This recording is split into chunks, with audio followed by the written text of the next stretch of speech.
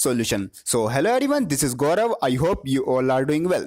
So around हमारा 5 marks का examination में चैप्टर आता है. चैप्टर हमारा बहुत ज़्यादा इंपॉर्टेंट है. ये इस चैप्टर से मेनली आते हैं हमारे न्यूमेरिकल्स. मेनली जो हमारे टॉपिक्स हैं, जैसे एक आता है हमारा रोल्स लॉ, एक आता है हमारा कोलिगेटिव प्रॉपर्टीज. इनसे मेनली हमारा एग्जामिनेशन में क्वेश्चन आता है. एक न्यूमेरिकल या फिर हमारा कोई भी डेफिनेशन आनी हो, इन्हीं टॉपिक से हमारा मेनली एग्जामिनेशन में क्वेश्चन आता है. सो मैं सिंगल वीडियो में इस चैप्टर के सभी टॉपिक्स को अच्छे से रिवाइज करने वाले हैं, ताकि कोई भी किसी भी एग्जामिनेशन में हमारा इस चैप्टर से रिलेटेड कोई भी क्वेश्चन आए उसको हम अच्छे से अटेम्प्ट कर पाए. So let start the revision.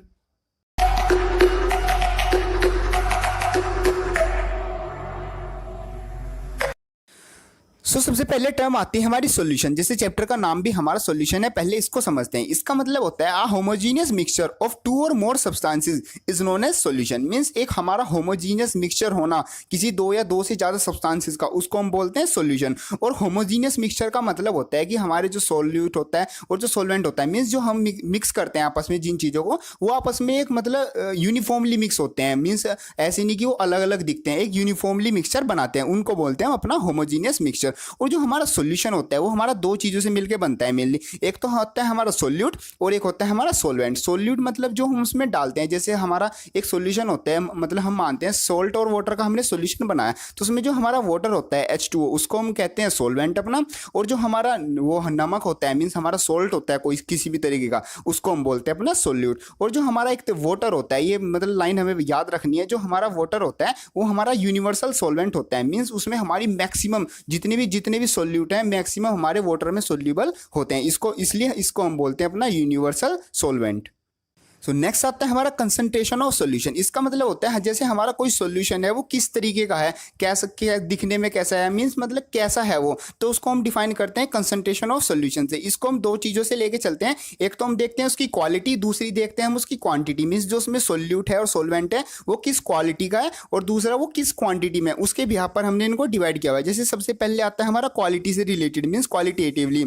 इसमें आते हैं हमारे 2 टाइप्स के सॉल्यूशन. एक तो होता है हमारा डाइल्यूट सॉल्यूशन और एक होता है हमारा कंसंट्रेट सॉल्यूशन. डाइल्यूट का मतलब होता है small amount of solute. Means अगर हमारा कोई ऐसा सॉल्यूशन है जिसमें जो हमारा सॉल्यूट है उसका अमाउंट बहुत ज़्यादा कम है इन कंपैरिजन टू सॉल्वेंट, तो उस टाइप के सॉल्यूशन को हम बोलते हैं अपना डाइल्यूट सॉल्यूशन. और अगर सॉल्यूट बहुत ज़्यादा हो जाए, मींस जो सॉल्वेंट है उसके कंपैरिजन में भी अच्छा खासा हो, तो उसको हम बोलते हैं कंसंट्रेट सॉल्यूशन. जैसे हम अपना लैब में भी एक्टिविटी करते हैं, केमिस्ट्री लैब में, वहाँ पर भी हमारे पास जैसे लैब्स में हमारी बोटल्स रखी होती हैं, तो उन पर लिखा होता है कि कंसंट्रेशन H2SO4 डाइल्यूट H2SO4. तो ऐसे ऐसे ही मतलब ये हम डिवाइड करके रखते हैं. एक तो डाइल्यूट होता है, एक होता है हमारा कंसंट्रेट. नेक्स्ट जो हमने डिवीजन किया है वो किया हमने क्वांटिटी से लेके. मींस क्वांटिटी होती है हमारा कितना उसमें सॉल्यूट प्रेजेंट है, कितना सॉल्वेंट प्रेजेंट है, कितना बाय मास कितना है, बाय वॉल्यूम कितना है, या फिर उसके कितने मोल्स हैं. तो इसमें हमारे बहुत तरह के आ जाते हैं. जैसे सबसे पहले आता है स्ट्रेंथ ऑफ अ सॉल्यूशन. इसको हम करते हैं strength is equal to mass of solute upon volume of solution. Means अगर हमें किसी भी चीज़ की स्ट्रेंथ निकालनी है सॉल्यूशन में, तो हम करते हैं उसमें जो सॉल्यूट है उसका mass in gram upon volume of solution in litre. इससे हम क्या निकाल लेते हैं, उसकी स्ट्रेंथ. नेक्स्ट आता है मास परसेंटेज. मींस हमारा कोई सॉल्यूशन है उसमें कोई सॉल्वेंट पड़ा हुआ है, तो उसमें उसका जो मास है उसकी मास परसेंटेज कितनी है, तो वो हम निकालते हैं मास of a component into 100 upon total mass of a solution. Means हमारा कितना उसमें मास है कंपोनेंट का upon total mass of a solution into अगर हम 100 कर देते हैं तो आ जाता है हमारा उस कंपोनेंट का मास परसेंटेज. नेक्स्ट ऐसी आता है हमारा वॉल्यूम परसेंटेज. ऐसी जैसे हमारा मास परसेंटेज है ऐसी होता है हमारा वॉल्यूम परसेंटेज. ये होता है volume of a component upon total volume of a solution into 100. ये आ जाती है हमारी वॉल्यूम परसेंटेज. नेक्स्ट आता है mass by volume percentage. Means हमारा जो सॉल्यूशन है उसमें कितना मास सॉल्यूट का है बाय वॉल्यूम ऑफ सॉल्यूशन. तो इसको हम करते हैं मास of solute upon volume of solution into 100. ये हमें क्या प्रोवाइड करता है, ये हमें प्रोवाइड करता है मास बाय वॉल्यूम परसेंटेज. ये हमारे जितने भी हमारे जैसे कंपैरिजन एक तरीके से ये यूज होते हैं क्वांटिटेटिवली. ये होते हैं जैसे हमारी जो मेडिसिन होती हैं, आप कभी जैसे मेडिसिन लाओगे, कोई भी हमारी ड्रॉप होती है लिक्विड वाली होती है, तो उन पे पीछे लिखा होता है कि mass by volume percentage, mass percentage. ये किसी भी जो उसके इंग्रेडिएंट्स होते हैं उन पे लिखा होता है. तो वहाँ पर हम इनको इन जो ये हमारी चीज़ें हैं किस किस तरह कंसंट्रेशन उनको यूज करते हैं. सो नेक्स्ट नेक्स्ट ऐसे ही आता है हमारा पीपीएम, इसका मतलब होता है पार्ट्स पर मिलियन, मीन्स हमारे जो कंपोनेंट है जो सोल्यूट पड़ा हुआ है उसमें उसके पार्ट्स पर मिलियन, कितने मिलियंस पार्ट्स उसके हैं, तो उसको हम निकालते हैं number of parts of a component upon total number of parts in solution into 100 into 10⁻⁶। इस फॉर्मूले से हम निकाल सकते हैं किसी भी जो हमारा कंपोनेंट है उसकी पीपीएम वैल्यू। नेक्स्ट आता है हमारा मोल फ्रैक्शन। मोल फ्रैक्शन का मतलब होता है जैसे दो वर्ड से मिलकर बना हुआ है मोल एंड फ्रैक्शन, मीन्स अगर हमारे मोल हमें पता है कोई एक तरीके से हमारा एक सब्सटेंस की मतलब एक तरह से कितना, एक तरह से क्वांटिटी होती है हमारा मोल, और फ्रैक्शन का मतलब होता है अपॉन में वैल्यू, मीन्स उसमें से कितना। तो मोल फ्रैक्शन का यही मतलब होता है कि हमारा कितने सॉल्यूशन में से कितना पार्ट हमारा किसके कंपोनेंट के मोल हैं। तो ऐसे mole fraction is equal to XA is equal to NA upon NA plus NB। इसका मतलब होता है XA का मतलब होता है moles fraction of a component A is equal to number of moles of A upon number of moles of A plus number of moles of B, means जो जिस भी कंपोनेंट के मोल फ्रैक्शन निकालनी है उसके मोल्स अपॉन जो total moles हैं solution में वो। ऐसे ही हम निकाल सकते हैं अगर हमारे पास बाइनरी सॉल्यूशन है उसमें A कंपोनेंट और B कंपोनेंट है तो B के निकाल सकते हैं XB is equal to NB upon NA plus NB। और जो हमारा XA प्लस XB होता है, मीन्स अगर हमारा कोई सॉल्यूशन है उसमें हमारे दो कंपोनेंट है A एंड B, तो उनकी जो दोनों का सम आएगा मोल फ्रैक्शन का वो हमेशा किसके इक्वल आएगा, वो आएगा हमेशा 1 के इक्वल। नेक्स्ट आते हैं हमारे मोलैरिटी एंड मोलैलिटी। ये तो हम अपना जैसे 11वीं क्लास में हमने किया था वही बिल्कुल सेम हमारे इसमें होते हैं, बिल्कुल ये भी हमारे दोनों बहुत ज़्यादा इंपॉर्टेंट होते हैं, न्यूमेरिकल भी इससे हमारे मेनली आ जाते हैं। तो मोलैरिटी का मतलब होता है number of moles of solute upon volume of solution in litre, इसका मतलब होता है हमारा मोलैरिटी, और इसको हम डिनोट करते हैं कैपिटल M से, मीन्स इसमें M1 V1 is equal to M2 V2 भी आ जाता है। नेक्स्ट आता है हमारा मोलैलिटी। मोलैलिटी को डिनोट करते हैं स्मॉल m से, इसका मतलब होता है मोल्स ऑफ सोल्यूट पर mass of solvent in kilogram, means जो हम सोलवेंट का मास लेंगे वो किलोग्राम में लेते हैं, इसको हम बोलते हैं अपनी मोलैलिटी। मोलैरिटी एक तरीके से हमारी कंसंट्रेशन को डिफाइन करने के लिए होता है सॉल्यूशन की। सो नेक्स्ट आते हैं हमारे कुछ इंपॉर्टेंट फॉर्मूलाज, मीन्स जैसे अभी हमने ये सारे फॉर्मूले डिस्कस किए हैं ये तो हमें अपने जो हमारे एनसीईआरटी में और जो हम नॉर्मली हम पढ़ते हैं हमें उनमें अपनी बुक्स में यूज़ करने होते हैं, अपने न्यूमेरिकल में यूज़ करने होते हैं। नेक्स्ट आते हैं कुछ ऐसे फॉर्मूलाज जो कि हम डायरेक्ट यूज़ कर सकते हैं अपने न्यूमेरिकल्स में अपना टाइम सेव करने के लिए, या फिर जो कोई हार्ड सा न्यूमेरिकल है या फिर कोई अलग सा न्यूमेरिकल है उसमें भी हम इसको डायरेक्ट यूज़ कर सकते हैं, या फिर हमारे जो कॉम्पिटिशन एग्जामिनेशन में क्वेश्चन आते हैं इनसे अगर हम करते हैं तो हमारा जो क्वेश्चन है वो बहुत ज़्यादा जल्दी हो जाता है। सो जैसे सबसे पहला फॉर्मूला आता है, ये हमारा एक तरह से रिलेशन आता है between molarity and molality, means अगर हमें मोलैलिटी पता है और मोलैलिटी निकालनी है, कुछ ऐसा क्वेश्चन आ जाता है तो हम इसको डायरेक्ट यूज करके वहां पर वैल्यू निकाल सकते हैं। जैसे small m is equal to, यहाँ पर स्मॉल m का मतलब होता है मोलैलिटी और कैपिटल M का मतलब होता है मोलैलिटी, तो ये होता है small m is equal to 100 capital M upon 100 D minus M into MB, और इसमें जो कैपिटल M है वो हमें पता है मोलैरिटी, स्मॉल m मोलैलिटी, और जो यहाँ पर MB यूज हुआ है उसका मतलब होता है mass of solute, and D का मतलब हमारी डेंसिटी। नेक्स्ट एक फॉर्मूला आता है capital M is equal to 100 into D into mass percentage upon molar mass. इसमें हम यूज करते हैं अगर हमारा कहीं पर भी हमें डेंसिटी प्रोवाइड हो और हमारा मोलर मास भी पता है, मोलर मास तो वैसे याद ही रहते हैं चीज़ों के, और मास परसेंटेज पता है हमें, तो वहाँ पर हम डायरेक्ट से मोलैरिटी निकाल सकते हैं इस फॉर्मूले से, जो होता है 10 into D into mass percentage upon molar mass. Next एक फॉर्मूला आता है मोल फ्रैक्शन के लिए, होता है XA is equal to capital M upon small m plus 100 upon M, और इसमें जो हमारा वही कैपिटल M मोलैरिटी और जो स्मॉल m मोलैलिटी, और जो ये लास्ट में 1000 अपॉन M1 आ रहा है, M1 का मतलब होता है हमारा मास ऑफ सोलवेंट। इसमें हम निकाल सकते हैं मोल fraction of component A, direct formula ये हमारा यूज हो जाता है। नेक्स्ट एक यहाँ से ही क्वेश्चन आता है कि जो हमारा मोलैरिटी है और मोलैलिटी है उसमें से अगर 1 मोलैरिटी किसी सोल्यूशन की 1 मोलैरिटी है 1 मोलैलिटी है किसी अदर सोल्यूशन की, तो उन दोनों में से जो कंसंट्रेशन होगी वो दोनों में से किसकी ज़्यादा होगी, तो हमेशा जो हमारा 1 मोलैरिटी होगा वो ज़्यादा होगा किससे, 1 मोलैलिटी से।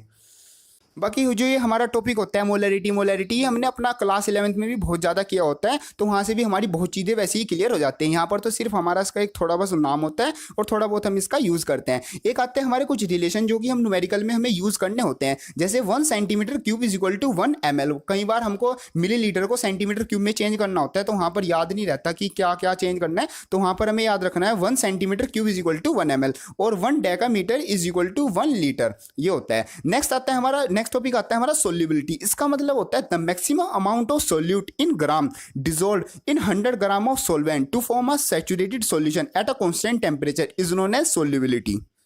मीन्स हमारे पास 100 ग्राम का सोलवेंट है, उसमें हम कितना मैक्सिमम सोल्यूट जो है डिसोल्व कर सकते हैं एट अ कांस्टेंट टेम्परेचर, उसको एक सैचुरेटेड सॉल्यूशन बनाने के लिए, उस चीज़ को हम बोलते हैं उसकी सोल्युबिलिटी। और सोल्युबिलिटी इज इक्वल टू होती है हमारी मास of solute upon mass of solvent. Means हमारा कितना मास ऑफ सोलवेंट है उसमें मैक्सिमम कितना मास हम उसको सोल्यूट को मिक्स कर सकते हैं किसी एक कॉन्स्टेंट टेम्परेचर पे, उसको बोलते हैं उसकी सोल्युबिलिटी। नेक्स्ट आते हैं हमारे फैक्टर्स अफेक्टिंग द सोल्युबिलिटी। ये हमारा हर किसी टाइप्स ऑफ सोल्यूशन के लिए अलग होता है। जैसे एक सॉलिड इन लिक्विड सोल्यूशन होता है हमारा, और एक गैस इन लिक्विड होता है। तो हर किसी के लिए थोड़ा थोड़ा अलग जो सोल्युबिलिटी टर्म है, प्रॉपर्टी है, वो अलग वर्क करती है। जैसे सबसे पहले आता है type of solution solid in liquid. Means हमारा कोई लिक्विड सोलवेंट है, उसमें हमने कुछ सॉलिड मिलाया हुआ है। जैसे मान लेते हैं सोल्ट इन हमारा कोई लिक्विड, तो इसका जो नेचर होगा लाइक डिसॉल्व लाइक। नेचर से हमारा यहाँ मतलब है कि हमारा जो सॉल्यूशन होता है लाइक डिसोल्व लाइक करता है। मीन्स जो हमारे जो कंपोनेंट्स हम मिला रहे हैं अगर वो लाइक हैं तो वो आपस में डिसोल्व करते हैं, वरना वो नहीं करते हैं। जैसे सोल्यूबल में होता है मिक्स, जैसे वाटर में हमारा जो ये ऐसे वाले सोलवेंट होते हैं सिर्फ ये मिक्स होते हैं, हमारा ऑयल मिक्स नहीं होता है।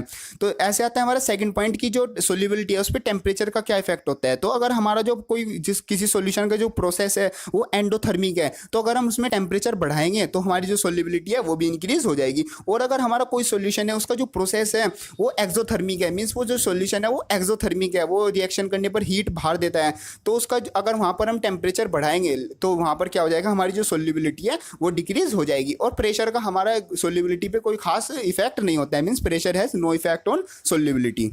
नेक्स्ट टाइप ऑफ सॉल्यूशन आता है हमारा गैस इन लिक्विड। मींस अगर हम अपने लिक्विड में गैस मिक्स करते हैं तो वहाँ पर हमारा जो सोल्यूबिलिटी है उस पर क्या इफेक्ट पड़ता है अगर हम कुछ चेंजेस करते हैं टेम्परेचर में, प्रेशर में या फिर कुछ और चीज़ में। तो सबसे पहले अगर हम टेम्परेचर बढ़ाते हैं तो हमारी जो सोल्यूबिलिटी है वो कम हो जाती है। ऐसा इसलिए होता है क्योंकि जो हमारी गैस होती है वो कॉन्ट्रैक्ट्स कर जाती है इन वॉल्यूम एंड एनर्जी को रिलीज कर देती है। मीन्स उसका जो प्रोसेस हो जाता है वो एक एक्सोथर्मिक प्रोसेस हो जाता है। इसलिए अगर हम गैस को लिक्विड में मिक्स कर रहे हैं और अपना टेम्परेचर बढ़ा रहे हैं तो वहाँ पर हमारी जो solubility of gas and liquid है वो कम हो जाती है। नेक्स्ट आता है pressure is directly proportional to solubility. Means जो हमारी गैस इन लिक्विड अगर को हम मिक्स करते हैं, ये अगर गैस को लिक्विड में मिक्स करते हैं तो वहां पर जो हमारा उस गैस का प्रेशर होगा वो डायरेक्टली प्रोपोर्शनल हो जाएगा सोल्यूबिलिटी के। मींस जितना जितना हम प्रेशर बढ़ाएंगे एक लिमिट तक, उतनी ज़्यादा हमारी जो है सोल्यूबिलिटी बढ़ती चली जाएगी। सो नेक्स्ट टॉपिक आता है हमारा हेनरीज लॉ। ये एक हमारा लॉ होता है, इसका मतलब होता है mass of a gas dissolve per unit volume of a solvent is directly proportional to the pressure of the gas at constant temperature. इसका मतलब होता है कि जो हमारा mass of a gas dissolve है हमारा उस सॉल्वेंट में, वो उसके डायरेक्टली प्रोपोर्शनल होता है कितना उसका जो गैस का प्रेशर है एट कांस्टेंट टेम्परेचर पर, वहां पर जो हमारा जो सॉल्यूशन बना है उसमें कितना प्रेशर लग रहा है गैस का, उसके डायरेक्टली प्रोपोर्शनल होता है हमारा मास। और इसका हमारा जो दूसरी अदर वर्ड्स में जो इसका लॉ का मतलब होता है वो होता है हमारा partial pressure of a gas is directly proportional to the mole fraction of a gas. Means जो हमारी गैस है वो लिक्विड में हमने मिक्स की है तो वो कितना प्रेशर लगाएगी वो डायरेक्टली प्रोपोर्शनल होगा कितने उस गैस के हमारे मोल प्रेजेंट है उस हमारे जो सॉल्यूशन में। तो वो ये होता है हमारा हेनरीज लॉ। मीन्स जो हमारा एक इसका आता है mass is directly proportional to pressure, और सेकंड इसका अदर वर्ड्स में जो हेनरीज लॉ आता है वो आता है हमारा pressure is directly proportional to mole fraction. और जो हमारा डायरेक्टली प्रोपोर्शनल का साइन है इसको हटाने के लिए देते हैं हम कॉन्स्टेंट, जिसको हम बोलते हैं एक तरह से हेनरीज कॉन्स्टेंट, जिसका होता है मतलब K H. Means P is equal to K H into X. P मतलब होता है प्रेशर, के एच मतलब एक तरह से हमारा कांस्टेंट है, और एक्स का मतलब होता है हमारा जो होता है हमारा मोल फ्रैक्शन। और जो हमारा ये के एच आता है कांस्टेंट आता है ये इनवर्सली प्रोपोर्शनल होता है सोल्यूबिलिटी के। मीन्स अगर हमारी ये जो कांस्टेंट है इसकी वैल्यू ज़्यादा होती है तो सोल्यूबिलिटी कम हो जाती है, और वाइस वर्सा इन दोनों में होता है। और जो ये हमारा के एच होता है हेनरीज कांस्टेंट, ये टेम्परेचर के डायरेक्टली प्रोपोर्शनल होता है। इन दोनों से जैसे सोल्यूबिलिटी के और टेम्परेचर के कैसे कैसे ये मतलब रिलेशन में होता है, इससे हमारा एग्जामिनेशन में कभी कभी कंसेप्चुअल क्वेश्चन आ जाता है।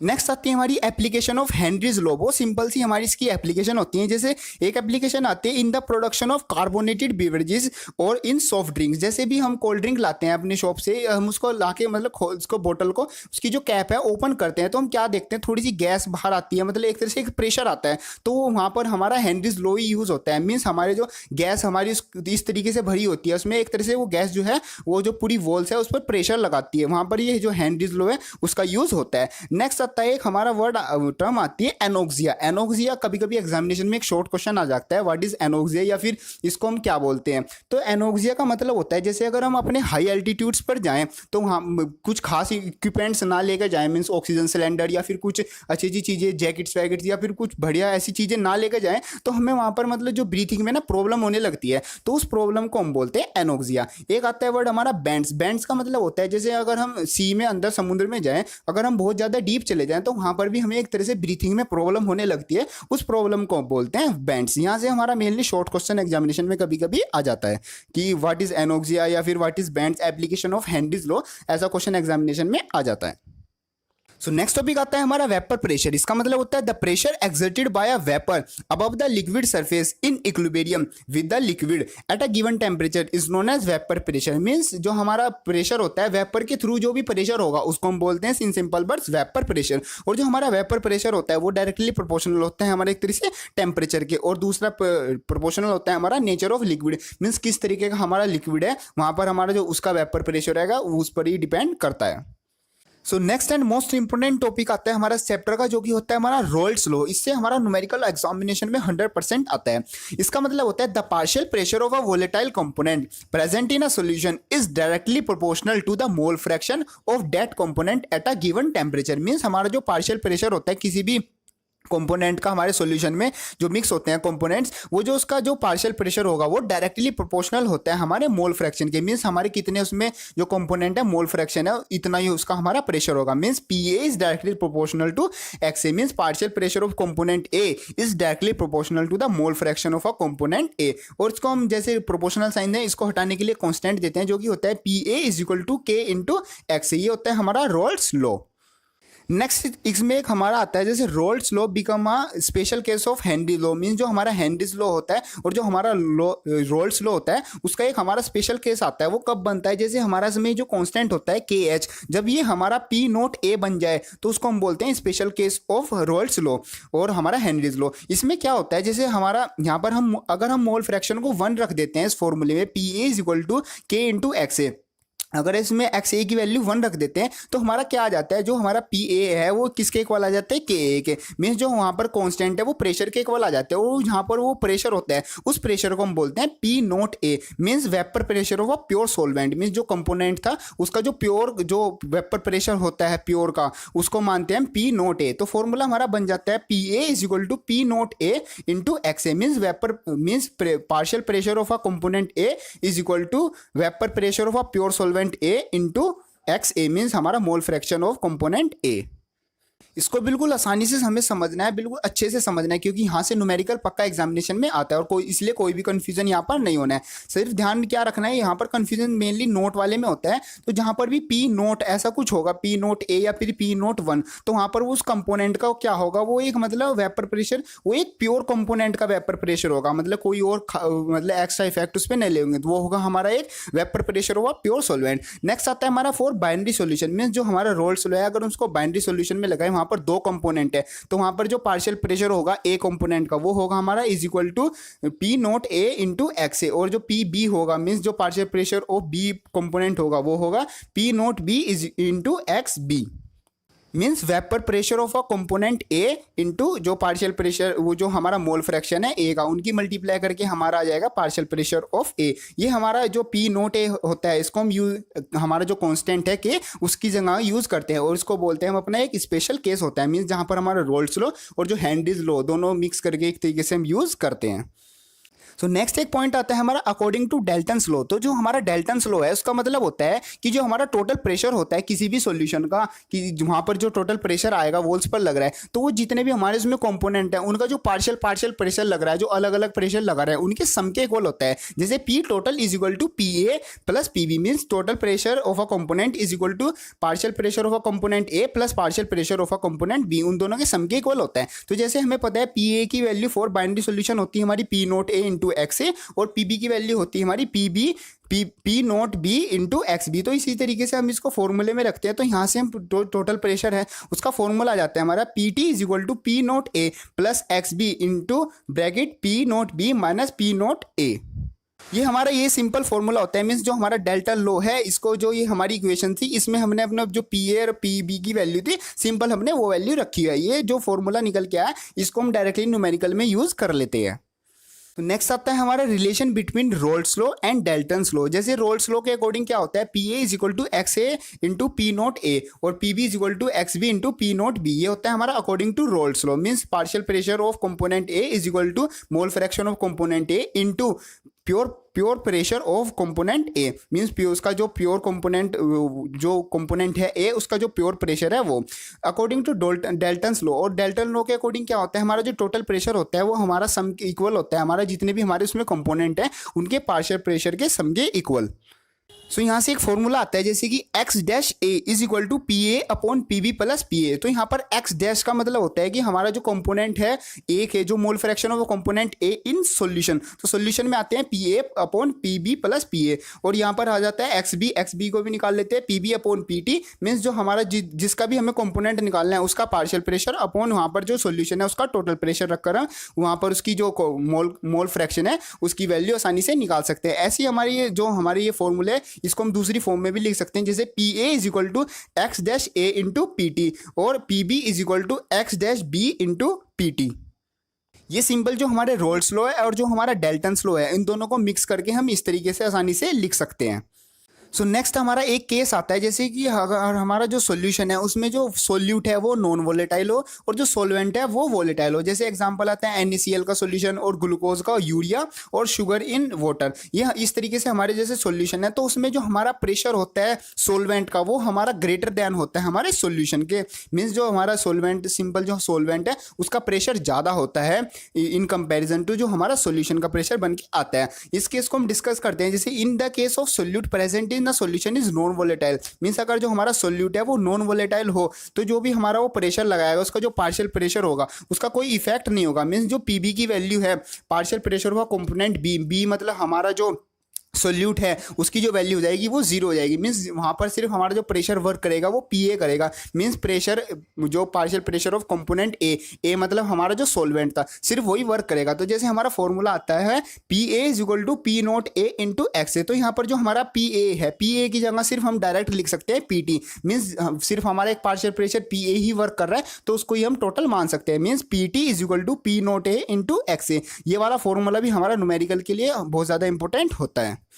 जैसे हम ग्राफ में भी देख सकते हैं जो हमारा वेपर प्रेशर है सॉल्यूशन का वो डायरेक्टली प्रोपोर्शनल हो जाता है हमारा सिर्फ जो हमारा सॉल्वेंट है उसके मोल फ्रैक्शन के, मीन्स जैसे हमारा जो हमारा सोल्यूट है वो नॉन वोलेटाइल है तो उसका एक तरह से जो पार्शियल प्रेशर होगा वो जीरो के इक्वल हो जाता है, तो जो टोटल प्रेशर हो जाता है वो डायरेक्टली आ जाता है हमारा जो भी हमारा सॉल्वेंट है उसके इक्वल। नेक्स्ट आता है हमारा आइडियल सोल्यूशन, ये भी हमारा बहुत इंपॉर्टेंट टॉपिक है। इसका मतलब होता है the solution which obeys Raoult's law, such solution are prepare from component which are identical in size structure and intermolecular forces, means जो भी हमारे सॉल्यूशन है जो हमारा रोल्स लॉ है उसको फॉलो करेंगे, means P A is directly proportional to X A उसको फॉलो करते हैं, उन सॉल्यूशन को हम बोलते हैं आइडियल सॉल्यूशन। और जो इस लॉ को रोल्स लॉ को फॉलो नहीं करते हैं उनको हम सिंपली बोलते हैं अपने नॉन आइडियल सॉल्यूशन। और जो हमारे आइडियल सॉल्यूशन होते हैं वो हम कैसे बनाते हैं, वो बनाते हैं हम उन कंपोनेंट से जो जिन कंपोनेंट्स में जैसे हमने ए बी सी 3 कंपोनेंट्स लिए हैं तो जो ए बी सी 3 कंपोनेंट्स हैं उनके जो मॉलिक्यूल्स हैं उनका साइज और जो उनका स्ट्रक्चर है और जो उनका इंटरमोलिकुलर फोर्सेज है ए बी सी वालों की उनके आपस में जो है आइडेंटिकल होनी चाहिए। तो अगर हम उनको मिक्स करते हैं तो हमारा क्या बन के आता है, हमारा बन के आता है एक आइडियल सॉल्यूशन। नेक्स्ट आती है हमारी कैरेक्टरिस्टिक्स ऑफ आइडियल सॉल्यूशन। इसमें जो डेल्टा वी होता है वो भी हमारा जीरो के इक्वल होता है और जो डेल्टा एच होता है वो भी हमारा जीरो के इक्वल होता है, मीन्स जो चेंज इन वॉल्यूम और चेंज इन हीट होता है वो हमारा जीरो के इक्वल होता है। जैसे हमारे पहले कंपोनेंट थे वो बिहेव करते हैं बाद में भी इसी तरीके से बिहेव करते हैं। नेक्स्ट आता है solute and solvent interactions are nearly equal to solution, means जैसे सोल्यूट की आपस में जो इंट्रैक्शन थी जो आपस में फोर्सेज लगी हुई थी और सोल्वेंट की लगी हुई थी वो हमारे जैसे जो सोल्यूशन बना लेते हैं वो भी उसके नियरली इक्वल होती है। जैसे एग्जांपल आते हैं हमारे बेंजीन प्लस टोलिन और आता है हमारा ethyl bromide plus ethyl iodide और एक आता है example N hexane plus N heptane. ये हमारे इसके एग्जांपल हमें बहुत अच्छे से याद होने चाहिए क्योंकि एग्जामिनेशन में इसकी डेफिनेशन और हमारा डेल्टा वी और डेल्टा एच पर क्या इफेक्ट पड़ता है वो और इसके जो एग्जांपल है एग्जामिनेशन में इसमें यहाँ से क्वेश्चन आ जाता है। जैसे हम यहाँ पर कर रहे हैं अपने आइडियल सॉल्यूशन, तो हमें ये भी पता है कि जो कोई भी चीज़ हमारी किसी भी यूनिवर्स में 100% परफेक्टली नहीं होती, मींस आइडियल नहीं होती। जो जो यहाँ पर हमारे एग्जांपल आते हैं, ये जो हमारे सॉल्यूशंस है जिनको सॉल्वेंट प्लस सॉल्यूट मिक्स करते हैं, ये हमारा मतलब अप्रोक्सली आइडियल सॉल्यूशन की तरह बिहेव करते हैं, पूरी तरह ये भी आइडियल नहीं होते। नेक्स्ट आता है हमारा कुछ इसका ग्राफ हमारा कुछ इस तरीके का होता है, जैसे हमारे सिंपली एक एक्सेसिस होती है, एक वाई एक्सिस होती है। तो एक्स एक्सिस जो होती है उस पर लेते हैं हम अपना एक्स बी, मीन्स जो हम मीन्स हमारा लेते हैं इस पर अपना mole fraction X A and X B, और जो हमारा वाई एक्सिस होती है उस पर लेते हैं हम अपनी वी पी मीन्स अपना वेपर प्रेशर, और जो वेपर प्रेशर के सामने हम अपनी एक और पैरेलल लाइन डाल देते हैं। तो यहाँ से सबसे पहले जो ओरिजिन वाला पॉइंट आता है, यहाँ पर हम क्या रखते हैं कि वहाँ पर सिर्फ हमारा जो सोल्यूशन है उसमें सिर्फ हमारा एक कंपोनेंट पड़ा हुआ है, अभी हमने जो दूसरा कंपोनेंट है वो नहीं डाला है। तो यहाँ पर एक्स ए की वैल्यू आ जाती है, mean mole fraction of component ए की वैल्यू होती है 1 मीन्स मैक्सिमम हो जाती है, और एक्स बी की वैल्यू होती है 0 मीन्स। और जैसे जैसे हम अपनी एक्स वाली जो लाइन है उसमें आगे बढ़ते हैं, लास्ट तक जाते हैं, हम क्या देखते हैं कि हमने जो एक्स बी है उसको मिलाते गए, और जो एक्स ए का जो मोल फ्रैक्शन था उसका लास्ट में जाके 0 हो गया। तो फिर से आते हैं हम अपने स्टार्टिंग पॉइंट पर, जहाँ पर हमारा एक्स ए की, जैसे ये वाला पॉइंट है, यहाँ पर एक्स ए की वैल्यू है हमारी 1, तो जो हमारा वहाँ पर एक्स ए है तो उसकी वजह से कुछ हमारा प्रेशर भी होगा। तो जो प्योर सॉल्वेंट का वहाँ पर जो प्रेशर होता है, मीन्स प्योर कंपोनेंट ए का जो प्रेशर होता है वो होता है हमारा पी नॉट ए। यहाँ पर हमारा एक पॉइंट लगाते हैं। तो जैसे जैसे हम एक्स एक्सिस की साइड आगे बढ़ते हैं, मीन्स जब X A mole fraction of A की वैल्यू कम हो रही है क्योंकि हम बी भी मिला रहे हैं, तो ऐसे ऐसे हमारा जो पी नॉट ए उसकी वैल्यू कम हो रही है, मीन्स ग्राफ जैसे जैसे देख रहे हैं हम नीचे आ रहा है। तो ऐसे ही हमारा जो पी बी, यहाँ पर सबसे लास्ट वाले में आते हैं, यहाँ पर क्या है हमारा एक्स ए 0 है और एक्स बी क्या है 1 है, एक्स बी 1 है मीन्स कंपोनेंट ऑफ बी का जो मोल फ्रैक्शन है वो मैक्सिमम है, तो वहाँ पर जो पी नॉट बी है वो भी मैक्सिमम हो जाएगा। लेकिन अगर हम वापस अपनी ओरिजिन की साइड जाएं तो पी भी क्या हो रहा है हमारा धीरे धीरे कम हो रहा है, वो भी हमारा नीचे आके मिल रहा है। तो ये हमारी जो लाइन शो करती है ये होता है हमारा एक आइडियल बिहेवियर शो करता है, जो कि हमारा एक सोल्यूशन करता है। जैसे हमारे कंपोनेंट्स होते हैं, एक तो सोल्यूट होता है और एक होता है हमारा सोलवेंट, मीन्स सोल्यूट का इंट्रैक्शन और जो सोलवेंट का इंट्रैक्शन है वो इक्वल होता है, उसको हम बोलते हैं अपना आइडियल सॉल्यूशन। हमें पता है कि हमारी कोई भी चीज़ आइडियल नहीं होती, मीन्स जैसे आइडियल होने के लिए क्या कंडीशन है, रोल्स लॉ को फॉलो करें, और जो हमारा मीन्स जो कंपोनेंट ए है मीन्स सोल्यूट के बीच का इंट्रैक्शन इक्वल टू होना चाहिए हमारा सोलवेंट के इंट्रैक्शन के, और ये चीज़ कभी भी हमारी इक्वल नहीं हो सकती। जैसे जो बॉयज़ की फ्रेंडशिप होती है वो कभी भी इक्वल नहीं हो सकती हमारी गर्ल्स की फ्रेंडशिप के, मतलब दोनों में बहुत ज़्यादा डिफरेंस होता है। तो इसी तरीके से हमारा जो आइडियल सोल्यूशन है वो एग्जिस्ट ही नहीं करता है। नेक्स्ट आता है हमारे कुछ नॉन आइडियल सोल्यूशन, मीन्स हमारा कुछ हल्का फुल्का चेंज करने के बाद कुछ ऐसी चीज़ आती है नॉन, उनको हम बोलते हैं हम नॉन आइडियल सॉल्यूशन। इसमें क्या करते हैं हमारा not follow the roles law, means जो हमारा ये रोल्स लॉ होता है, मींस जो पी ए होता है हमारा P naught A into X A, वो हमारा इसमें फॉलो नहीं होता है। और जो हमारे ये होते हैं कि हमारे सोल्यूट का इंट्रैक्शन और जो सोलवेंट का इंट्रैक्शन है वो भी आपस में इक्वल नहीं होता है, और जो वॉल्यूम चेंज है वो भी नॉट इक्वल टू 0 होता है, और हीट का चेंज भी जो है नॉट इक्वल टू 0 होता है। मीन्स हमारा जो पहले सोलवेंट और जो सोल्यूट था उनका जो वॉल्यूम है प्लस करके जो आया है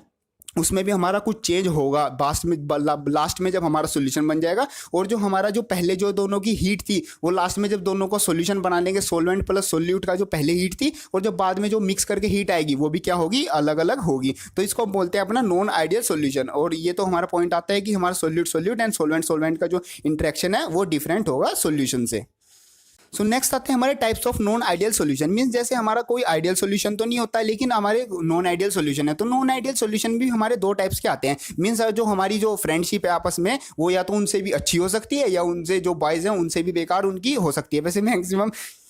हमारे आते हैं 2 types of non ideal solution. एक तो होते हैं हमारे having positive deviation from roles law, एक होते हैं हमारे negative deviation from roles law. तो सबसे पहले आता है पॉजिटिव डेविएशन। पॉजिटिव डेविएशन में क्या होता है, जो हमारा ए बी का इंट्रैक्शन होता है वो वीकर होता है हमारा ए से एंड बी से, मीन्स हमारा जो सोल्यूट का और जो सोलवेंट का जो इंट्रैक्शन है वो स्ट्रॉन्ग होता है। जो ए बी का जो इंट्रैक्शन होता है, जो अलग अलग मिलते हैं दोनों, उनका वीकर होता है।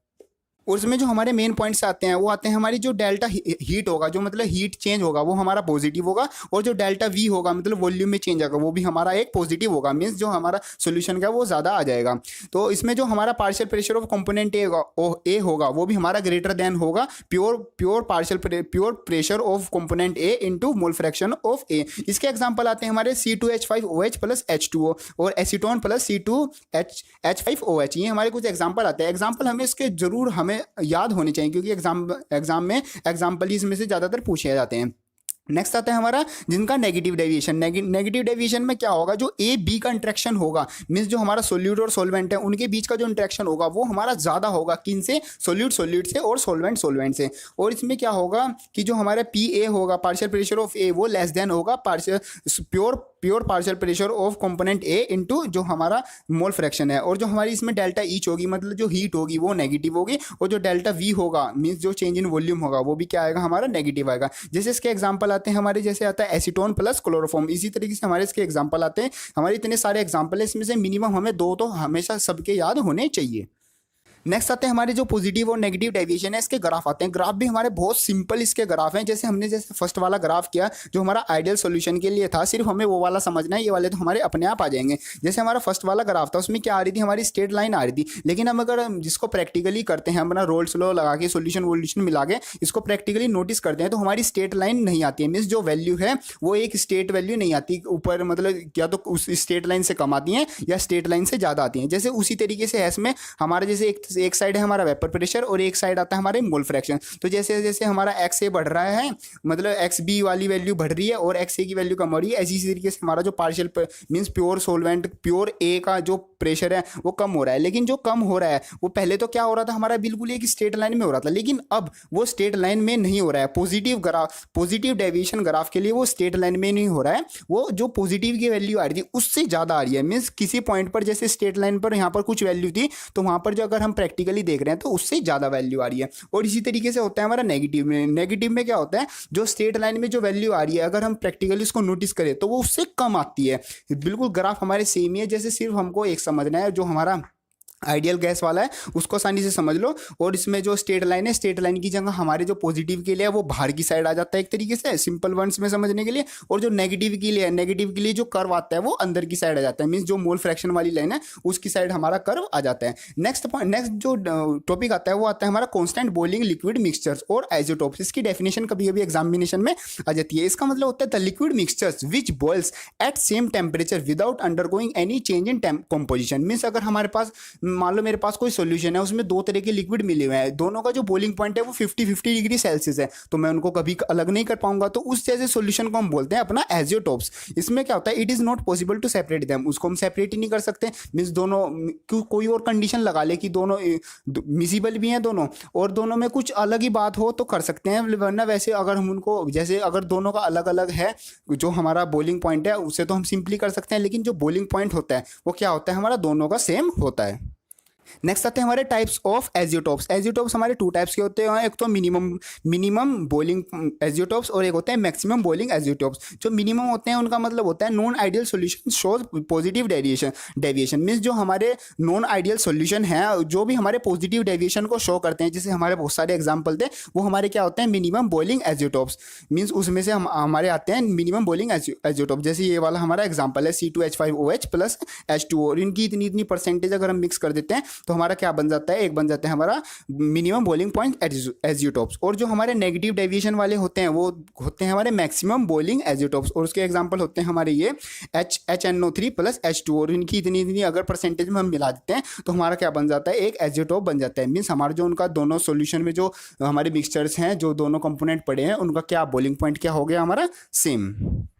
नेक्स्ट टॉपिक आता है हमारा कोलगेटिव प्रॉपर्टी। मोस्ट इंपोर्टेंट टॉपिक है इस चैप्टर का, क्वेश्चन 100% जिससे हमारा एग्जामिनेशन में आता है। इसका मतलब होता है these are the properties of ideal solution और dilute solution which depends upon the number of solute particles और upon the molar concentration of solute in a solution. Means ऐसी प्रॉपर्टी जो हमारी सिर्फ मेनली डिपेंड करती है हमारे सोल्यूट पर, कि सोल्यूट उसमें कितना है, किस तरीके का है, मतलब मीन्स उसकी जो क्वांटिटी है सोल्यूट की वो कितनी है, उस चीज़ पर जो प्रॉपर्टी डिपेंड करती है वो होती है हमारी कोलगेटिव प्रॉपर्टी। जैसे आती है हमारी रिलेटिव वेपर प्रेशर लोअरिंग, और आती है हमारी elevation in boiling point, depression in freezing point और ऑस्मोटिक प्रेशर। ये हमारी कुछ तरह की कोलगेटिव प्रॉपर्टीज होती हैं। इनमें सब में कॉमन क्या होता है कि जो जितनी भी ये प्रॉपर्टीज़ हैं ये सब किस चीज़ पर डिपेंड करती हैं, हमारी जो भी हमारा सोल्यूट है उसके मास पर कितना वो उसमें है वो उस चीज़ पर डिपेंड करती हैं।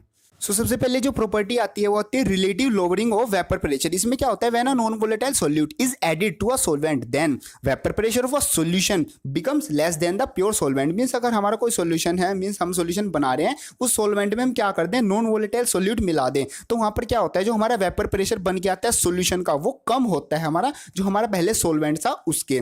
तो जिसमें जो लोअरिंग आती है मतलब कितना कम होता है, वो होता है हमारा P note A minus P S. और इसमें हमें पता है पी नोट ए और पी एस का मतलब क्या होता है, पी एस का मतलब होता है हमारा जो प्रेशर होता है हमारा सॉल्यूशन का। और इसको हम अगर अपनी जो हमारी वैल्यूज हैं उसमें हम वैल्यूज रखें तो P S is equal to P A is equal to P note A into X A. Means हमारा जो पी ए होता है हमें रोल्स लॉ के अकॉर्डिंग पता है P A is equal to P note A into X A, और P S is equal to P note A one minus X B. X A और हमें पता है X A plus X B क्या होता है हमारा इक्वल टू वन। तो यहाँ पर अगर हमें एक्स बी की वैल्यू निकालनी है तो हम वन माइनस एक्स ए, या फिर हमें एक्स बी की वैल्यू निकालनी है तो वन माइनस एक्स ए कर सकते हैं। इसी तरीके से यहाँ पर अगर हमें किसी कंपोनेंट का मतलब मोल फ्रैक्शन निकालना है तो हम फॉर्मूला यूज कर सकते हैं X B is equal to P note A minus P S upon P note A. इसमें हमारा हमें पता है एक्स बी हमारा mole fraction of component B, P note A हमारा मतलब प्योर सॉल्वेंट का प्योर कंपोनेंट का प्रेशर है हमारा ए वाले का, माइनस पी एस मतलब pressure of solution upon P note A तो हमारा वही है। इसमें होता है relative lowering vapour pressure of a solvent is equal to the mole fraction of a solute. Means जो भी हमारा रिलेटिव जो भी हमारा वेपर प्रेशर में लोअरिंग आता है वो हमारा किसके इक्वल होता है, वो इक्वल होता है हमारा जिस भी जो हमारा मोल फ्रैक्शन होता है सॉल्यूट का उसके इक्वल हमारा ये वैल्यू आता है। नेक्स्ट आती है calculation of molar mass. Means इस फॉर्मूले से हम जो हमारा मोलर मास है उसको भी कैलकुलेट कर सकते हैं। उसका फॉर्मूला आता है हमारा, इसको हम करते हैं P note A minus P S upon P note A is equal to N B upon N A. Means moles of B upon moles of A के इक्वल रख के हम इसमें जो मोलर मास है वो भी निकाल सकते हैं। नेक्स्ट आता है, नेक्स्ट प्रॉपर्टी आती है हमारी elevation in boiling point temperature. Means हमारा जो हमारा सॉल्यूशन बन के आया उसका जो बॉइलिंग पॉइंट है वो ज़्यादा हो जाता है, इसको हम बोलते हैं elevation in boiling point. Boiling point का सिंपल मतलब होता है the temperature at which the and the atmospheric pressure becomes equal. उस पॉइंट को हम बोलते हैं अपना boiling point. Elevation in boiling point को हम निकालते हैं T B minus T nought B. और जो टी बी होता है हमारा वो होता है हमारा जिस पर जो हमारा सॉल्यूशन है वो हमारा उसका बॉइलिंग पॉइंट जो उसका एटमॉस्फेरिक पॉइंट और जो हमारा उसका वेपर प्रेशर जहाँ पर वो इक्वल में है, और टी नोट बी का होता है जो हमारा सोलवेंट वाला पॉइंट होता है वो वाला। इसी तरीके से हम यहाँ पर हमारे बहुत तरह के फॉर्मूले आते हैं मीन्स न्यूमेरिकल को करने के लिए, जैसे delta T B is equal to T solution minus T solvent. ये हमारा एलिवेशन इन बॉइलिंग पॉइंट होता है। और अगर इसमें हमें मोलैरिटी वाला फॉर्मूला यूज करना है वो भी हम कर सकते हैं, जैसे delta T B is equal to K B into M. और यहाँ पर एम होता है हमारा मोलैरिटी, के बी होता है हमारा बॉइलिंग पॉइंट एलिवेशन कांस्टेंट। ये एक तरह से हमारा कांस्टेंट होता है मतलब क्वेश्चंस में हमें इसकी वैल्यू प्रोवाइड होती है, हम ये डायरेक्ट फॉर्मूला यूज कर सकते हैं। नेक्स्ट आता है determination of molar mass. Means अगर हमने जो कोलगेटिव प्रॉपर्टी के थ्रू हमें अपना मोलर मास निकालना है जो हमारा सॉल्यूशन सोलवेंट है सोल्यूट है उसका, तो हम निकाल सकते हैं delta T B is equal to K B into M. ये वाला हमें जो फॉर्मूला पता है तो उसमें हम जो मोलैरिटी है उसकी वैल्यू रख देते हैं, means W weight of B into 1000 upon weight of B into molarity of B. इन सब की वैल्यू रखकर सिंपली हम अपना क्या मोलर मास निकाल सकते हैं। नेक्स्ट आता है हमारा depressions in freezing point temperature. Means इसमें क्या हो रहा है, जो हमारा फ्रीजिंग पॉइंट है सॉल्यूशन का वो कम आ रहा है जो हमारा सोलवेंट का था। सबसे पहले फ्रीजिंग पॉइंट का मतलब होता है the temperature at which the solid and the liquid states of a substance having the same vapour pressure. उस पॉइंट को हम बोलते हैं अपना फ्रीजिंग पॉइंट। इसमें जो फॉर्मूला आता है हमारा delta T F is equal to T nought F minus T F. और इसमें जो टी नोट एफ होता है हमारा जो टेम्परेचर होता है फ्रीजिंग पॉइंट का सोलवेंट का, माइनस टी एफ का मतलब होता है जो टेम्परेचर होता है फ्रीजिंग पॉइंट का हमारे सोल्यूशन का। इस फॉर्मूले की यूज करके हम अपना जो डेल्टा टी एफ वो निकाल सकते हैं। नेक्स्ट फॉर्मूला आता है हमारा delta T F is equal to K F into M. और के एफ हमारा वही होता है कि हमारा कितना डिप्रेशन हुआ है फ्रीजिंग पॉइंट में, एम मतलब हमारा मोलैलिटी। इसी तरीके से इसमें भी हम अपना मोलर मास निकाल सकते हैं वैल्यू रखकर। मीन्स जो हमारा मोलैलिटी है उसकी वैल्यू अगर हम रख दें, मीन्स हमारा जो मोल्स निकालने का जो फॉर्मूला होता है उसको हम वैल्यू रख दें तो हमारा यहाँ से क्या आ जाता है, हमारा डेल्टा टी एफ की वैल्यू आ जाती है। या फिर हम अपना मोलर मास जिसका भी निकालना चाहते हैं, जिस भी कंपोनेंट का सोल्यूट का निकालना चाहते हैं उसका हम जो है मोलर मास आसानी से निकाल सकते हैं। नेक्स्ट आते हैं हमारे एंटी फ्रीज सॉल्यूशन। इसका मतलब होता है the substances which are used in radiator so that water does not freeze at low temperature in radiator. Means जो हमारे एक तरह से व्हीकल्स में हम यूज करते हैं। एंटी फ्रीज सॉल्यूशन क्या होता है, ये एक तरीके से हमारा ऐसा सब्सटेंस होता है जो हमारा जो वाटर है उसको फ्रीज करने से रोकता है। मीन्स अगर वाटर फ्रीज हो जाएगा तो जो व्हीकल है उसमें कुछ प्रॉब्लम आ जाएगी। मीन्स जो एक तरीके से हमारा ऑयल है या फिर हमारा कुछ भी हम यूज कर रहे हैं सिस्टम में उसमें प्रॉब्लम ना आए, तो इसी तरीके से हम इसीलिए हम जो एंटी फ्रीज सॉल्यूशन है उसको यूज करते हैं। जैसे हमारा एग्जांपल आता है उसका जो एंटीफ्रीज सॉल्यूशन है वो आता है इथाइलिन ग्लाइकोल एंड वाटर, उनको मिक्स करने के बाद हमारा क्या बन जाता है antifreeze solution. Next and last और जो मोस्ट इंपोर्टेंट प्रॉपर्टी आती है कोलगेटिव प्रॉपर्टी, वो आती है हमारी ऑस्मोसिस प्रॉपर्टी। इसका मतलब होता है the spontaneous flow of a solvent molecules in a solution through SPM from dilute solution into a concentrate solution is known as osmotic process. Means जो हमारे सोलवेंट के मॉलिक्यूल्स थे वो हमारे डाइल्यूट सॉल्यूशन से कंसंट्रेट सॉल्यूशन की तरफ जाना, उस through SPM means semi permeable membrane, बीच में हम एक मेम्ब्रेन लगाते हैं, उसके थ्रू जाना, उस प्रोसेस को हम बोलते हैं अपना ऑस्मोसिस। और जो एसपीएम होता है, इस एसपीएम होता है हमारा सेमी परमिएबल मेम्ब्रेन, और इसका काम क्या होता है, it allows any only flow of solvent molecules. Mean जो हमारे सोलवेंट के मॉलिक्यूल्स होते हैं ये सिर्फ उनको फ्लो करने की मतलब अलाउ करता है, जो इसका काम होता है एसपीएम का। नेक्स्ट आते हैं हमारे टाइप्स ऑफ ऑस्मोसिस। मीन्स हमारे दो तरह के ऑस्मोसिस होते हैं, एक तो होता है हमारा नेचुरल में आ जाते हैं हमारा पार्चमेंट पेपर, मतलब एक तरह से पेपर होता है हमारा पार्चमेंट पेपर, वो हमारा नेचुरल ऑस्मोसिस करा देता है। एक होता है पिग और गोट ब्लैडर, मीन्स जो हमारे पिग और गोट एक तरह से एनिमल्स हैं, इनका जो ब्लैडर होता है वो भी हमारा जो ऑस्मोसिस है वो प्रोसेस करा देता है। एक होता है हमारी सेल मेम्ब्रेन। नेक्स्ट आते हैं हमारे आर्टिफिशियल ऑस्मोसिस, जिसमें आर्टिफिशियल सॉल्यूशन ऐसे जो हमारा ऑस्मोसिस करा दें, वो होते हैं हमारे ये वाली वैल्यू, जैसे ये हमारा पूरा एक सॉल्यूशन है, ये क्या है हमारा आर्टिफिशियल जो हमारा ऑस्मोसिस का प्रोसेस कराने के लिए एक सॉल्यूशन है। सो नेक्स्ट आता है हमारा ऑस्मोटिक प्रेशर। ये भी हमारा बिल्कुल सिंपल है, इसको हम डिनोट करते हैं पाई से। इसका मतलब होता है it is a minimum external pressure that must be applied to stop osmosis. Means हमारा जो सेमी परमेबल मेम्ब्रेन है उससे डाइल्यूट की मींस जो हमारे मॉलिक्यूल्स थे सोलवेंट के वो डाइल्यूट टू कंसंट्रेट जा रहे थे, अब वो जो जा रहे हैं उनको जाने वाले को रोकने के लिए जो हम प्रेशर लगाते हैं, कोई एक्सटर्नल प्रेशर लगाते हैं मिनिमम, उस प्रेशर को हम बोलते हैं ऑस्मोटिक प्रेशर। और जो हमारा ऑस्मोटिक प्रेशर होता है वो डायरेक्टली प्रोपोर्शनल होता है हमारा सीटी के, मींस जो हमारी कंसंट्रेशन है और जो हमारा टेम्परेचर है। तो जो हमारा डायरेक्टली प्रोपोर्शनल का साइन है उसको हटाने के लिए कांस्टेंट देते हैं, वो देते हैं हम अपना आर, मींस पी हमारा क्या जाता है pi is equal to C R T, और सी कंसंट्रेशन होता है हमारा मींस हमारा मास अपॉन वॉल्यूम। तो इसमें जो वैल्यू रखते हैं तो लास्टली जो हमारी वैल्यू आती है pi V is equal to N R T, वही हमारा फॉर्मूला है जैसे हमारा आइडियल गैस के लिए होता है P V is equal to N R T. तो पी की जगह हम क्या यूज करते हैं, सिर्फ हम यहाँ पर जो हमारा पी की जगह पाई यूज कर लेते हैं। तो इसी तरीके से हम यहाँ पर आ जाते हैं हमारे कुछ अलग तरीके फॉर्मूले जो कि हम न्यूमेरिकल में डायरेक्टली यूज कर सकते हैं। अगर हम इसको मोल में यूज करना चाहते हैं तो हम ये वाला फॉर्मूला यूज कर सकते हैं pi is equal to W B R T upon V into B. इसी तरीके से हम अपना मोलैरिटी भी निकाल सकते हैं। और जिसमें हम आर की वैल्यू होती है, आर हमें पता है हमारा गैस कांस्टेंट होता है जिसकी जो वैल्यू होती है वो होती है 0.0821 लीटर एटमॉस्फेरिक प्रेशर पर केल्विन मोल। नेक्स्ट आती है हमारी एडवांटेजेस ऑफ ऑस्मोटिक प्रेशर। जो हमारा ऑस्मोटिक प्रेशर होता है उसकी फॉर्मूला होता है जो या फिर उसका प्रैक्टिकल यूज, उसकी मतलब एडवांटेजेस क्या होती हैं। सबसे पहले it is useful for biomolecules and polymers with high molecular masses because in dilute solution both T B and T F are too small. Means जो हमारा जो boiling point elevation boiling point और जो फ्रीजिंग पॉइंट होता है वो क्या होता है हमारा बहुत ही लो होता है, बहुत ही स्मॉल होता है हमारा डाइल्यूट सॉल्यूशन में। तो वहाँ पर हम जो हमारा ऑस्मोटिक प्रेशर की हेल्प से हम उनकी जो भी हमें वैल्यू निकालनी होती है वो आसानी से निकाल सकते हैं। नेक्स्ट आता है both biomolecules and polymers are unstable at high temperature. और अगर हम मतलब इसको ऑस्मोटिक प्रेशर को ना यूज करें, कोई और प्रोसेस यूज करें, उसमें हमें टेम्परेचर हाई करना पड़ता है, और टेम्परेचर हाई करने पर जो हमारे बायोमोलिक्यूल्स होते हैं पॉलीमर्स होते हैं वो एक तरीके से अनस्टेबल होते हैं, और वो अनस्टेबल है तो हम उनकी वैल्यूज नहीं निकाल सकते। तो अपना जो ऑस्मोटिक प्रेशर है उसकी जो हमारी एडवांटेज होती हैं वो हम जो बायोमोलिक्यूल्स हैं और पॉलीमोलिक्यूल्स हैं उनका जो मास है और जो उनका मोलिकुलर मास है वो निकालने में आसानी से यूज कर सकते हैं।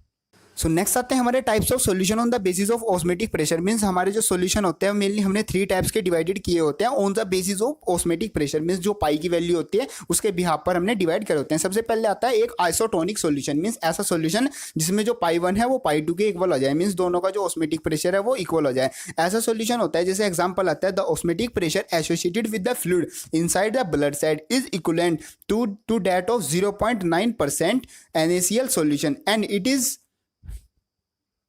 it is safe to inject. The cell neither swell up or shrink. Means जो हमारा 0.9% NaCl सॉल्यूशन होता है और जो हमारा ब्लड सेल्स होती है उनके अंदर का जो फ्लूइड होता है वो आपस में क्या होता है, उनका जो ऑस्मेटिक प्रेशर है वो इक्वल हो जाता है। अगर हम इसको 0.9% NaCl सॉल्यूशन ना लें, उससे कम ज़्यादा ले लें तो हमारा जो पाई 1 है पाई 2 के इक्वल नहीं होगा। और अगर हम मतलब थ्रू इंजेक्शन या फिर कोई हम मेडिसिन अपनी बॉडी में लगा रहे हैं उसका मतलब सही तरीके से यूज़ नहीं होगा। तो हमें क्या ध्यान रखना होता है कि जो हमारा NaCl सॉल्यूशन है मेडिसिन का वो कितना होना चाहिए, 0.9%। सो यहीं से ही हमारा क्वेश्चन आता है, why medicine are mixed with saline water. ये जो हमारा आइसोटोनिक सॉल्यूशन है जो हमने अभी ये किया है, इसी से हमारा आंसर बनता है। इसका आंसर आप कमेंट बॉक्स में लिखोगे। नेक्स्ट आता है हमारा हाइपरटोनिक सॉल्यूशन। इसका मतलब होता है the solution that have more than pi than other solution. Means जो उसका ऑस्मेटिक प्रेशर होता है वो अदर सॉल्यूशन से ज़्यादा होता है, उसको हम बोलते हैं अपना हाइपरटोनिक सॉल्यूशन। इसका एग्जांपल आता है the cells in solution containing more than 0.9%। Means जो 0.9% NaCl सॉल्यूशन था उससे अगर ज़्यादा हो जाए तो क्या बन जाता है हमारा हाइपरटोनिक सॉल्यूशन। नेक्स्ट आता है हाइपोटोनिक सॉल्यूशन। मीन्स इसका मतलब होता है solution having less osmotic pressure than other solution. Means अगर वो जो पाई की वैल्यू है वो जो अदर सॉल्यूशन है उनके प्रेशर से कम हो जाए तो वहाँ पर बन जाता है हमारा हाइपोटोनिक सॉल्यूशन। और जो हमारा हाइपरटोनिक सॉल्यूशन होता है उसकी वजह से हमारा क्या हो जाता है, प्लाज्मोलाइसिस हो जाता है। मीन्स हमारी जो सेल्स हैं वो क्या श्रिंक कर जाती हैं अगर हम अपना जो 0.9% सॉल्यूशन है उससे ज़्यादा ले ले तो। और हाइपोटोनिक में क्या हो जाता है, हमारा हेमोलाइसिस हो जाता है। मीन्स हमारी जो फ्लो होता है वाटर का फ्लो वो सेल से with flow into cells. Means जो वाटर है, मीन्स जो हमारा 0.9% NaCl का सॉल्यूशन है अगर वो उससे कम हो जाए तो हमारा जो वाटर है सेल से वो बाहर आ जाएगा। नेक्स्ट आते हैं हमारे uses and examples of osmosis. Means जो हमारा ये ऑस्मोसिस प्रॉपर्टी है या प्रोसेस है पूरा, इसका हम यूज़ कहाँ पर करते हैं तो रियल लाइफ में। तो रियल लाइफ में यूज़ करते हैं in making pickles from mangoes. Means mango को पिकल अचार बनाने के लिए हम इस एक ऑस्मोसिस का प्रोसेस को, इसका जो प्रोसेस है उसके मेथड्स को यूज़ करते हैं। नेक्स्ट आता है water movement from soil to plant. Means soil से प्लांट में जो हमारा मीन्स जो हमारे प्लांट्स होते हैं अपने रूट्स के थ्रू जो वाटर है उसको पूरे प्लांट्स में मतलब ट्रांसफर करते हैं, तो वो भी कौन सा प्रोसेस यूज़ करते हैं, हमारा ऑस्मोसिस प्रोसेस यूज़ करते हैं। Prevention of meat and fruits. Means जो हमारे मीट एंड फ्रूट्स होते हैं उनको प्रिजर्व करने के लिए भी हम अपना ऑस्मोसिस प्रोसेस यूज़ करते हैं। नेक्स्ट आता है हमारा reverse osmosis and water purification. Means reverse osmosis जैसे नाम से क्लियर है, रिवर्स मीन्स जो हमारा ऑस्मेटिक प्रेशर है जो ऑस्मोसिस प्रोसेस है अगर हम उसको रिवर्स कर दें, उसकी जो डायरेक्शन है उसको रिवर्स कर दें तो वहाँ पर क्या आ जाता है हमारा reverse osmosis. Means the direction of osmosis can be reversed if a pressure larger than the atmospheric pressure is applied to the solution side। Means जो हमारा जो ऑस्मोटिक प्रेशर है उससे ज़्यादा वैल्यू का प्रेशर हम सॉल्यूशन साइड लगा दें तो वहाँ पर हमारा क्या बन जाता है, रिवर्स ऑस्मोसिस। और ये एक तरीके से हम यूज़ करते हैं अपना वाटर प्यूरिफिकेशन में। मीन्स हमारा कंसनट्रेशन टू जो हमारा कंसनट्रेट है उससे डाइल्यूट की साइड हम उसका फ्लो करा देते हैं। सो नेक्स्ट टॉपिक आता है हमारा एबनॉर्मल मोलर मासेस। ये भी हमारा बिल्कुल सिंपल सा टॉपिक होता है। यहाँ से हमारा न्यूमेरिकल इसके पॉइंट्स आते हैं, यहाँ पर न्यूमेरिकल आ जाता है। तो एबनॉर्मल मोलर मासेस का सिंपल हमारा मतलब होता है एक तो हमारा मास होता है जो ऑब्जर्व मास मतलब जो मेजर करते हैं, और एक हम फॉर्मूले की हेल्प से निकालते हैं। तो उनमें अगर दोनों में हमारा कुछ डिफरेंस आ जाए तो वहाँ पर होता है हमारा एबनॉर्मल मोलर मासेस। तो इसमें क्या होता है जो हमारी कोलगेटिव प्रॉपर्टीज होती हैं, जितनी भी तरीके की कोलगेटिव प्रॉपर्टीज हैं वो हमारी इन्वर्सली प्रोपोर्शनल होते हैं मोलर मास के लिए। मीन्स जो फॉर एसोसिएशन लेते हैं हम अपना जो आई की वैल्यू लेते हैं वो लेस देन 1 लेते हैं, और फॉर डिसोसिएशन जहाँ पर हमारा डिसोसिएशन होगा वहाँ पर जो आई की वैल्यू होती है वो लेते हैं हम अपना ग्रेटर देन 1। मीन्स कि जो हमारा मोलर मास है जो ऑब्जर्व मोलर मास है वो ज़्यादा आ जाए नॉर्मल से तो वहाँ पर हमारा हो जाता है एसोसिएशन के लिए मतलब आई की वैल्यू लेस देन 1। और अगर हमारा जो ऑब्जर्व मास है वो लेस देन आ जाए नॉर्मल मास से तो वहाँ पर जो आई की वैल्यू हो जाती है वो हो जाती है हमारी ग्रेटर देन 1। और जो हमारा ये आई है, आई का मतलब होता है हमारा वेंटो फैक्टर। वेंटो फैक्टर एक सिंपली हमारा एक ये रेशो होता है between the experimental value of colligative property to the calculated value of colligative property. Means एक हमारी एक्सपेरिमेंट करके वैल्यू आई है और एक मोलर मास आया है और एक आया है हमारा कैलकुलेट करने के बाद, तो इन दोनों के रेशो को हम बोलते हैं अपना I means van't Hoff factor. Next आता है हमारा uses of van't Hoff factor means I इन जो हमारी जितनी भी हमारी कोलगेटिव प्रॉपर्टीज हैं जो उसमें हम आई का कैसे यूज़ करते हैं। जैसे हमने जितनी भी कोलगेटिव प्रॉपर्टी की है जैसे relative lowering water pressure, elevation in BP, depression in freezing point and osmotic pressure, इसमें जितने भी हमारे फॉर्मूले हैं सिंपल हमारे सभी के सभी वही यूज़ होंगे। सिर्फ हमारी जो राइट हैंड साइड आती है उस तरफ हम क्या कर देते हैं, आई की मल्टीप्लाई कर देते हैं। मीन्स हमारी जो आई है वेंटो फैक्टर की मल्टीप्लाई कर देते हैं। और जो हमारा आई है कभी हमें क्वेश्चन में गिवन होता है या फिर हमें मेनली हमें क्वेश्चन में जो है गिवन होता है। नेक्स्ट आता है हमारा relation between I and alpha. So यहाँ पर हमें आई का मतलब तो पता ही है हमारा वेंटो फैक्टर। अल्फा का मतलब होता है हमारा degree of dissociation and degree of association. तो सबसे पहले आता है फॉर डिसोसिएशन। डिसोसिएशन की जो हम डिग्री निकालते हैं वो आती है alpha is equal to I minus 1 upon N minus 1। ये वाला फॉर्मूला हम यूज़ करते हैं। तो इसमें जो एन की वैल्यू लेते हैं वो लेते हैं हम आयंस और ions on dissociation from 1 molecule of solute. Means जो हमारा सोल्यूट है उसके डिसोसिएशन पर हमारे कितने आयंस आए वो आते हैं हमारी एन की वैल्यू। फॉर एसोसिएशन हम अल्फा की वैल्यू निकालते हैं वो आती है हमारी alpha is is equal to I minus one upon M minus one, और इसमें जो हमारा एम होता है वो होता है हमारा molecules of solute associate to form one molecules, means हमारे कितने मोलिक्यूल्स हैं सोल्यूट के वो एसोसिएट हुए हैं to form a one molecule, वो होता है हमारा एम। और इस फॉर्मूले की हेल्प से हम निकाल लेते हैं अपनी degree of association and degree of dissociation. ये मेनली यहाँ से हमारा आता है एक न्यूमेरिकल, सिंपल सा हमारा न्यूमेरिकल आता है, उसमें हमें आई की वैल्यू दी होती है या फिर कभी कभी हमें डायरेक्टली जो है अल्फा की वैल्यू दी होती है। वहाँ से हमें अपना जितने भी हमारी जो क्वालिटेटिव प्रॉपर्टीज़ हैं उनकी जो वैल्यूज़ हैं उनसे फॉर्मूले आते हैं, जितने भी सिंपली हमारा क्वेश्चन आता है उसको हमें सॉल्व करना होता है। So this is the revision of chapter second class 12th chemistry that is solution. बिल्कुल सिंपल सा ही हमारा चैप्टर है, कुछ इसमें ज़्यादा हार्ड नहीं है। जैसे कोलगेटिव प्रॉपर्टीज़ और हमारा रोल्स लॉ है, इनको हमें बिल्कुल ध्यान से समझना है और कई बार रिपीट करना है। मीन्स रिपीट जो 12th की फिजिक्स और केमिस्ट्री है ये हमारा मेनली रिपीटिशन करने से ही आती है, मीन्स हमें इसको बार बार प्रैक्टिस मोड में लेना होता है। सो वीडियो हेल्पफुल लगे तो उसको लाइक ज़रूर करना, और आपके जो क्लासमेट्स हैं आपको लगता है इन वीडियो की नीड हो सकती है तो आप वैसे मीम्स भी शेयर करते हो तो ये वीडियो भी शेयर उनको ज़रूर कर देना। और वीडियो के नीचे वीडियो कैसी लगे कमेंट करके ज़रूर बताना। और अगर आपका कोई क्वेश्चन है इस चैप्टर से रिलेटेड, क्लास 11 12 फिजिक्स से कोई से भी रिलेटेड आपको कोई भी क्वेश्चन है, क्वायरीज है या फिर कोई भी सजेशन है तो प्लीज़ आप उसको कमेंट करें। सो थैंक यू, मिलते हैं अपनी नेक्स्ट वीडियो में।